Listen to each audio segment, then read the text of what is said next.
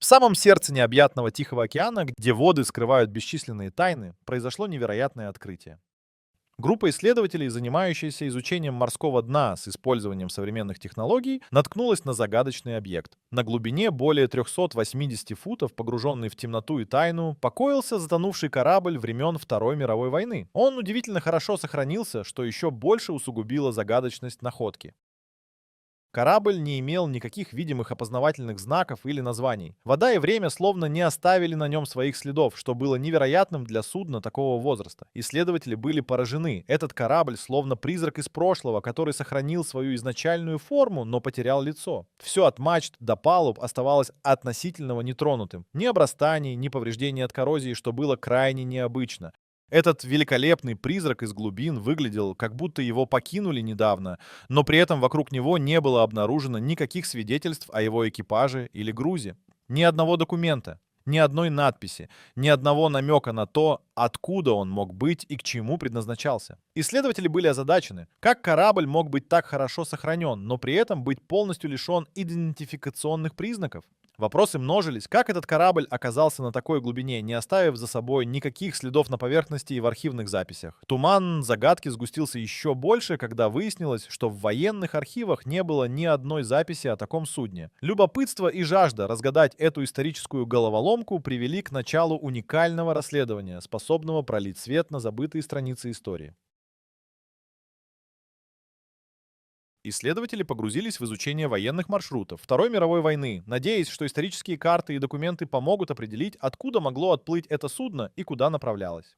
Тайные маршруты военных кораблей в то время были тщательно скрыты и запутаны, чтобы ввести противника в заблуждение. Это позволяло перемещать войска и грузы по стратегически важным направлениям, используя сложную систему зашифрованных сигналов и кодов.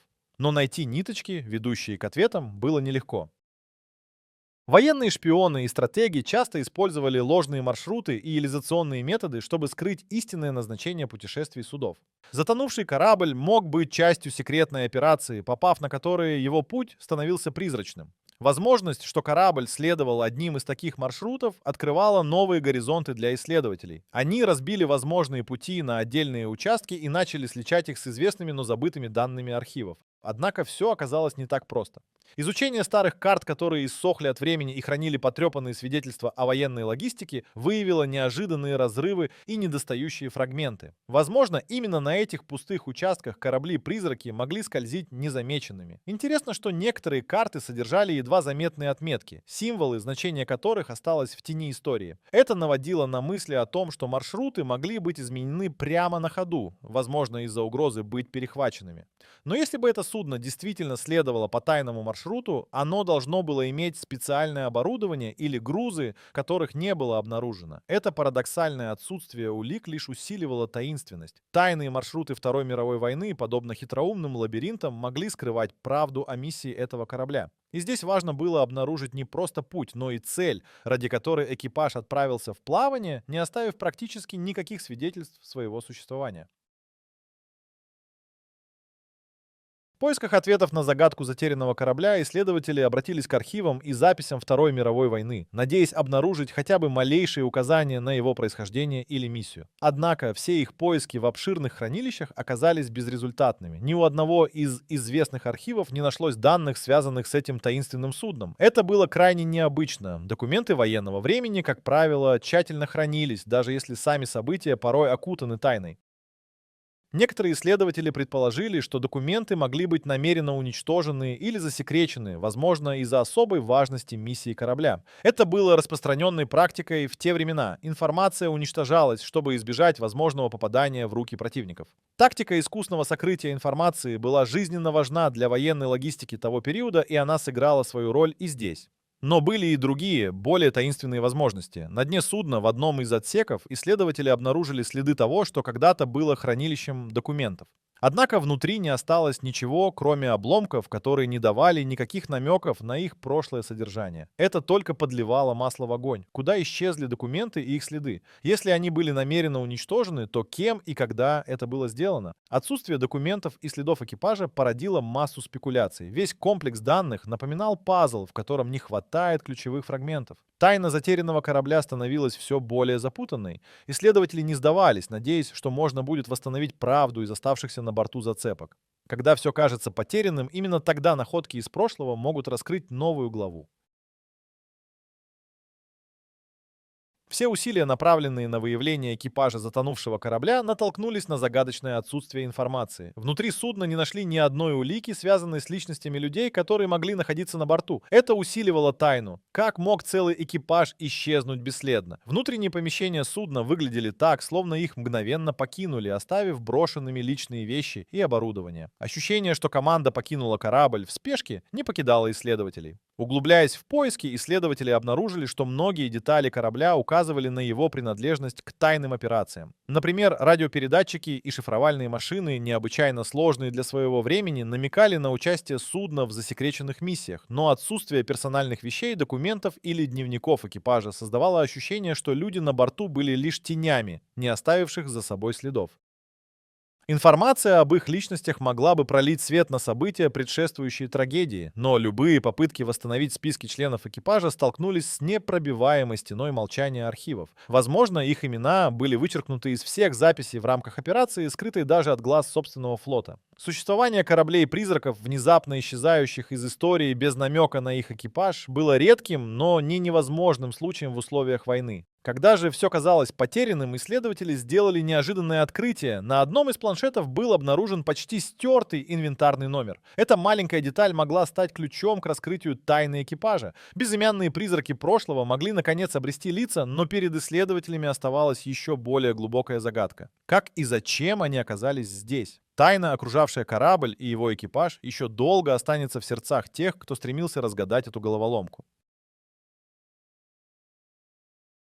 Во мраке глубин, где затерянный корабль покоился, словно в плену времени, исследователи продолжали поиски новых улик. На борту судна они наткнулись на таинственные артефакты, которые могли раскрыть важные аспекты миссии. Среди них были странные устройства, чье назначение оставалось неизвестным. Возможно, они использовались для навигации или связи, но их механизмы были необычайно сложными даже по стандартам военных технологий того времени. Изучая найденные объекты, исследователи пришли к выводу, что их могли использовать в рамках секретной миссии. Такие устройства не размещались на обычных судах, привычных к патрулированию или транспортировке грузов. Эта находка наводила на мысль о том, что корабль выполнял особые задания, тщательно скрытые от глаз противников и собственных союзников. Но загадок было больше. В глубине трюмов обнаружились следы, указывающие на транспортировку груза, который не был задокументирован в официальных архивах. Это вызывало подозрение, что корабль мог перевозить стратегически важные материалы или, возможно, даже незадокументированных пассажиров. Обычные маршруты и цели были замаскированы, чтобы не попасть в руки врага. Но все это лишь запутывало клубок тайн, окружающих миссию этого судна. Военные архивы, столь щедрые на данные о других судах и операциях, не предоставили никаких сведений о данной миссии. Это отсутствие информации подчеркивало крайне секретный характер заданий. Изучение найденных предметов и обрывков сведений, уцелевших на борту, стало для исследователей настоящим вызовом. Они погрузились в изучение возможных сценариев, комбинируя обрывки сведений и анализируя каждую находку. История этой таинственной миссии завораживала, как и нераскрытые загадки, скрытые в темных водах океана.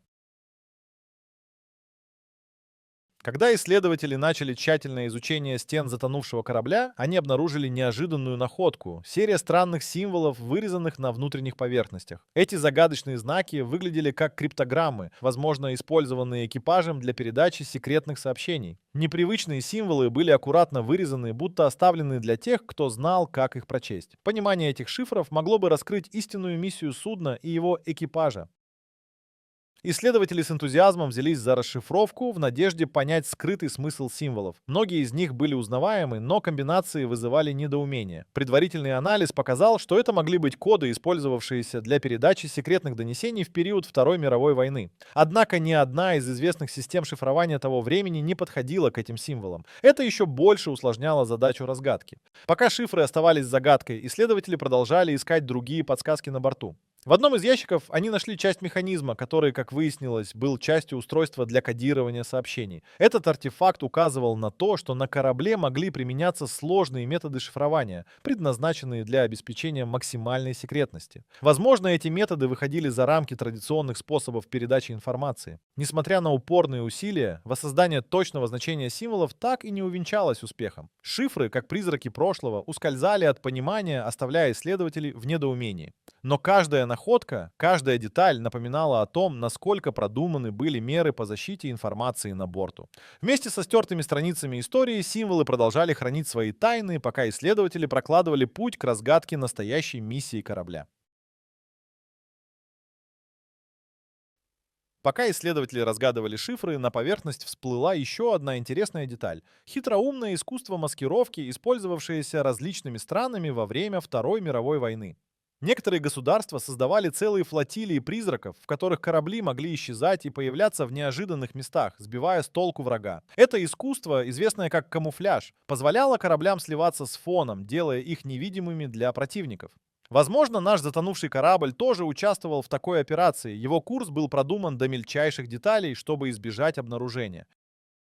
Военные инженеры часто разрабатывали уникальные конструкции, которые помогали скрыть истинную форму судна, отражая радиолокационные сигналы и сбивая с толку вражеские подводные лодки. Они использовали специальные краски, формы и даже необычные конструкции, чтобы корабли могли издали казаться мирными или торговыми судами. Это искусство ценилось, так как позволяло проводить операции в самое сердце вражеской территории незамеченными. Возможно, именно поэтому корабль остается нераскрытой тайной. Он был создан, чтобы быть невидимым. Долгое время считалось, что Вторая мировая война закончилась, оставив за собой множество неразгаданных тайн.